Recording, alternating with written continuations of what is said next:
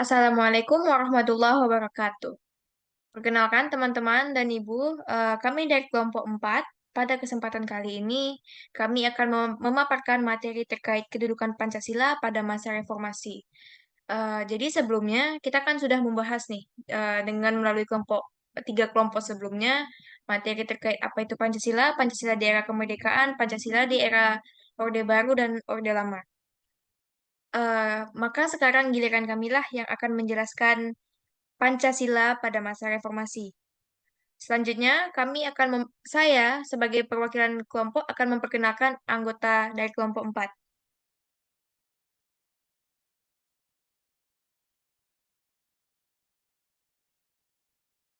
Yang pertama dan satu-satunya pria di kelompok ini ada Ferdi Atala. Selanjutnya, saya sebagai moderator, Melia Putri Sabrina. Kemudian ada Marsha Nashwa yang kebetulan layarnya ada di bawah layar saya. Selanjutnya di bawah Marsha ada Gaitsa Nashwa. Dan terakhir di layar paling atas ada Sahdana Fisah.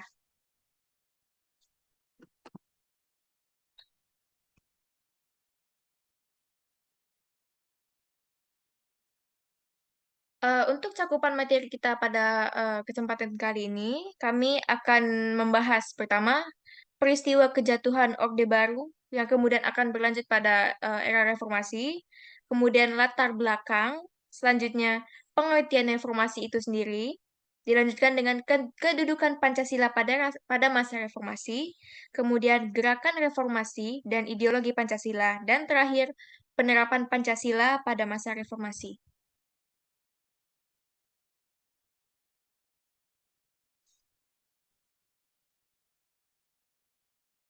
Em, untuk slide yang satu ini akan dijelaskan oleh rekan saya Ferdi. Kepada Ferdi, waktu dan tempat dipersilahkan. Oke, untuk materi pertama yaitu rangkaian peristiwa kejatuhan Orde Baru menuju era reformasi. Pertama, pada 18 Mei 1998, Ketua DPR atau MPR saat itu yaitu Harmono mengeluarkan pernyataan agar Presiden Soeharto turun dari jabatannya. Lalu yang kedua, pada 19 Mei 1998, pimpinan DPR dan seluruh pimpinan fraksi mengadakan rapat yang menghasilkan keputusan agar Presiden Soeharto mundur secara konstitusional. Lalu pada 20 Mei 1998, ribuan mahasiswa tetap bertahan dan semakin banyak berdatangan ke gedung DPR atau MPR RI. Mereka terus mendesak agar Soeharto mundur dari jabatannya. Lalu pada 21 Mei 1998, di Ruang Jepara, Istana Merdeka, sekitar pukul 9 waktu Indonesia Barat, Presiden Soeharto mengundurkan diri dari jabatan presiden. Ia menunjuk B.J. Habibie sebagai penggantinya untuk melanjutkan sisa masa jabatan.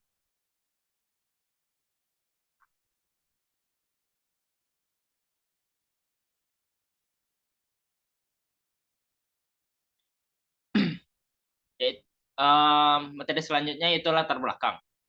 Pancasila sebagai dasar negara tertuang dalam pembukaan Undang-Undang Dasar 1945, yang merupakan pandangan hidup dan ideologi bangsa yang dijadikan pedoman dalam mengambil setiap keputusan untuk kesejahteraan rakyat. Namun ironisnya, banyak masyarakat Indonesia yang justru asing atau bahkan lupa dengan pengamalan nilai-nilai Pancasila. Padahal pengimplementasian Pancasila saat itu berguna sebagai media dan sarana interaksi yang efektif dalam pengkayaan pandangan, pendapat, dan pemikiran.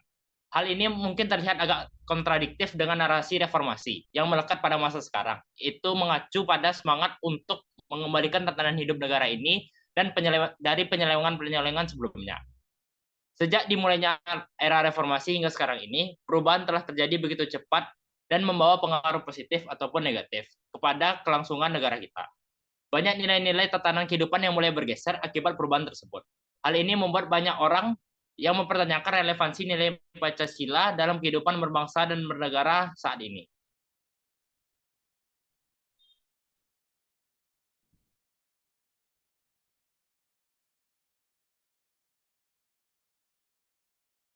Selanjutnya, untuk penjelasan mengenai apa itu reformasi akan dijelaskan oleh rekan saya Marsha. Kepada Marsha, waktu dan tempat dipersilahkan.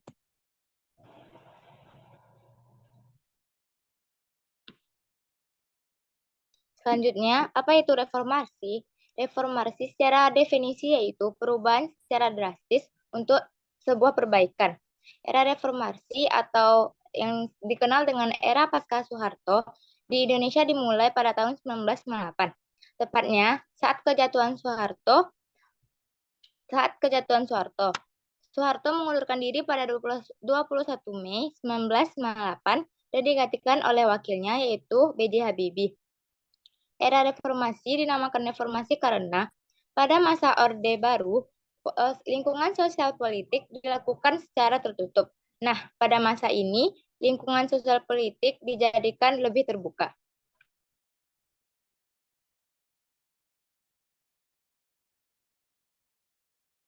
Selanjutnya, kedudukan Pancasila di era reformasi. Pada era reformasi ini, Pancasila dijadikan sebagai falsafah negara, di mana interpretasi, yaitu dikaji ulang, karena terjadinya penyelengan nilai-nilai Pancasila. Titik awal Pancasila ini pada awal kemerdekaan hingga reformasi sebenarnya telah terjadi kegoyahan karena banyaknya kehambatan atau gangguan untuk pelaksanaan Pancasila secara sebaik-baiknya. Karena itu, pada masa reformasi ini dilakukanlah reinterpretasi atau dikaji ulang lagi, dan sendi-sendi ketatanegaraan dibangun lagi lebih baik daripada era-era sebelumnya.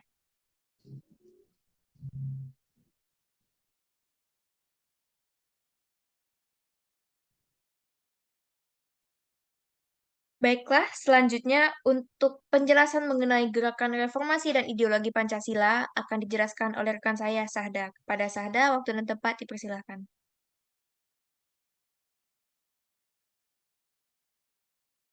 Baiklah teman-teman sekalian, kita lanjutkan. Mohon maaf sebelumnya tadi sempat ada kesalahan teknis.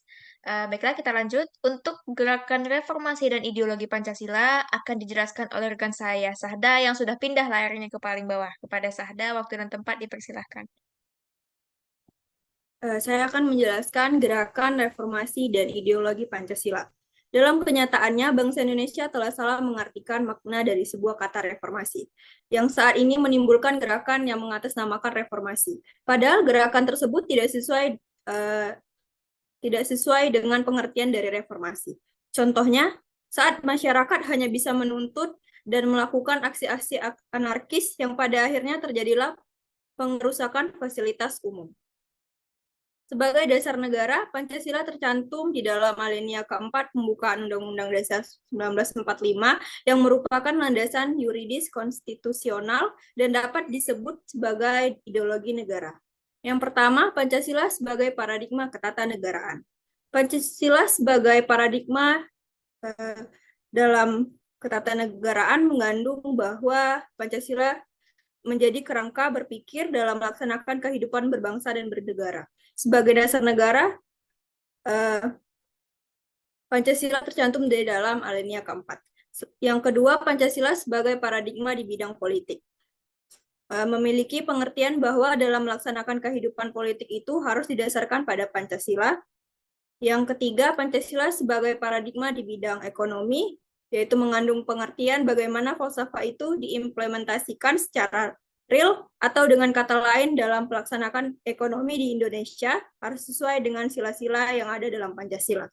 Dan yang terakhir, Pancasila sebagai paradigma di bidang ilmu pengetahuan. Pancasila sebagai suatu ideologi tidak bersifat kaku dan tertutup, namun bersifat reformasi, dinamis, dan terbuka. Pancasila sebagai paradigma dalam bidang ilmu pengetahuan merupakan pemanfaatan dan pengembangan ilmu pengetahuan tidak boleh bertentangan dengan Pancasila, juga mendukung dalam mewujudkan nilai-nilai Pancasila.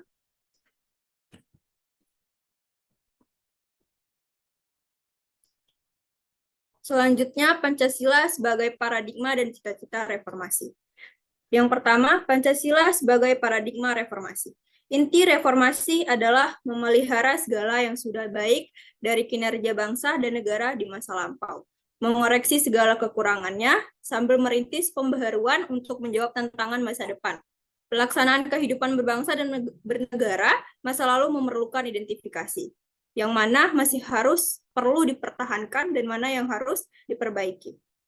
Yang kedua, Pancasila sebagai dasar cita-cita reformasi. Pancasila merupakan dasar filsafat negara Indonesia. Sebagai pandangan hidup bangsa Indonesia, namun ternyata Pancasila tidak diletakkan pada kedudukan dan fungsinya. Pada masa Orde Lama, pelaksanaan negara mengalami penyimpangan dan bahkan bertentangan dengan Pancasila. Presiden seumur hidup yang bersifat diktator. Pada masa Orde Baru, Pancasila hanya sebagai alat politik oleh penguasa.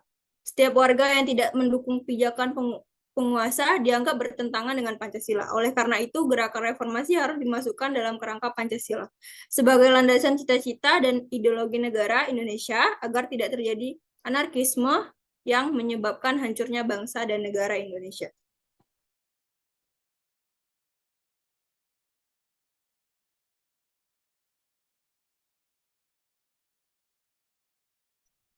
Baiklah, selanjutnya untuk reformasi dengan paradigma Pancasila akan dijelaskan oleh saya sendiri.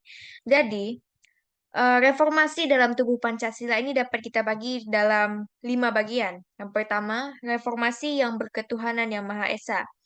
Artinya, dalam reformasi yang berketuhanan yang Maha Esa, kita sebagai manusia dan rakyat Indonesia harus berkehidupan sebagaimana diatur dalam agama dan kepercayaan kita masing-masing. Kemudian selanjutnya, reformasi yang berperi kemanusiaan. Artinya, kita sebagai bangsa Indonesia harus hidup tidak hanya dengan berlandaskan Pancasila itu saja, namun juga harus berlandaskan peri kemanusiaan, berlandaskan hak asasi manusia, dan yang terkait dengan hal-hal demikian. Selanjutnya, reformasi yang berdasarkan nilai persatuan. Reformasi yang berdasarkan nilai persatuan artinya kita sebagai bangsa Indonesia akan berusaha untuk terus mempertahankan keutuhan bangsa dan negara kita sendiri. Selanjutnya, reformasi yang berakar pada asas kerakyatan. Artinya, semua semua rencana kehidupan, semua proses berbangsa dan bernegara yang terjadi di Indonesia ini harus demi dan untuk kepentingan rakyat itu sendiri. Dan terakhir, reformasi yang bertujuan pada keadilan sosial. Reformasi yang berkeadilan sosial artinya kita sebagai rakyat Indonesia akan menjunjung tinggi keadilan, bukan keadilan hanya bagi beberapa orang atau beberapa kelompok tertentu, tapi bagi seluruh rakyat Indonesia.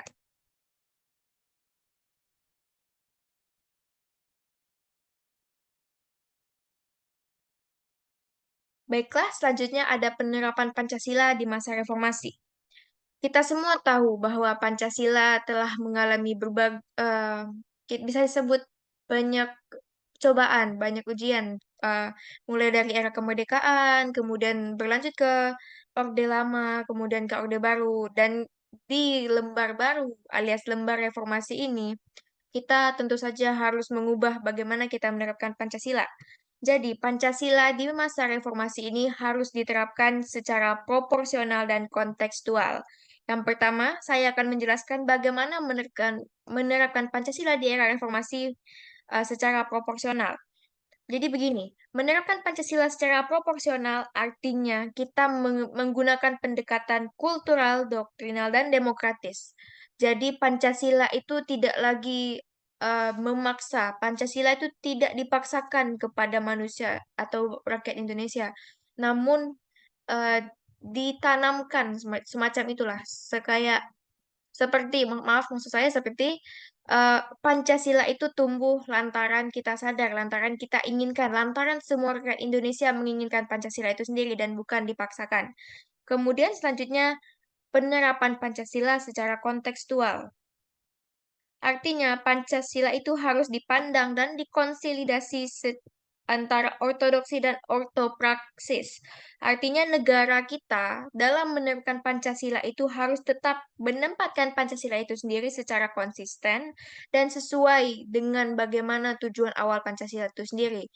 Kita sebagai bangsa tidak boleh, jangan sampai mengubah bagaimana Pancasila itu diterapkan. Jangan sampai hanya untuk demi kepentingan beberapa orang atau beberapa kelompok, kita sedikit membelokkan makna dari Pancasila itu.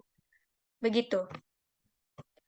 Selanjutnya, untuk bagian terakhir akan dijelaskan oleh rekan saya, Gaitsa. Kepada Gaitsa, waktu dan tempat dipersilahkan.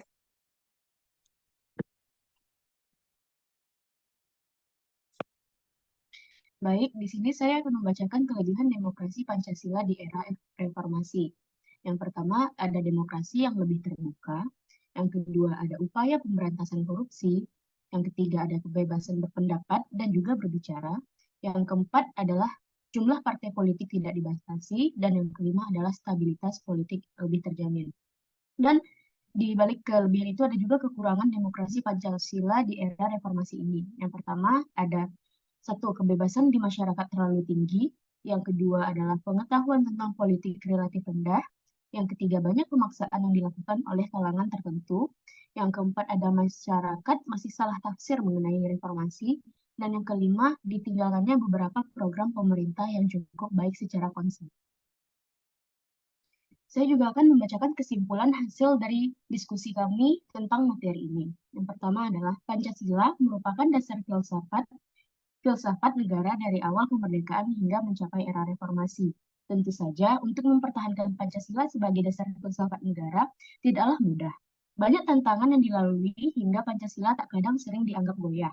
Di era reformasi ini, negara kembali mengikuti ideologi Pancasila sebagaimana mestinya. Pancasila dipastikan selalu ada di berbagai lini kehidupan. Reformasi yang memiliki makna berarti suatu gerakan untuk memformat ulang, menata ulang kembali hal-hal yang menyimpang menjadi bentuk semula sesuai nilai-nilai yang diciptakan rakyat.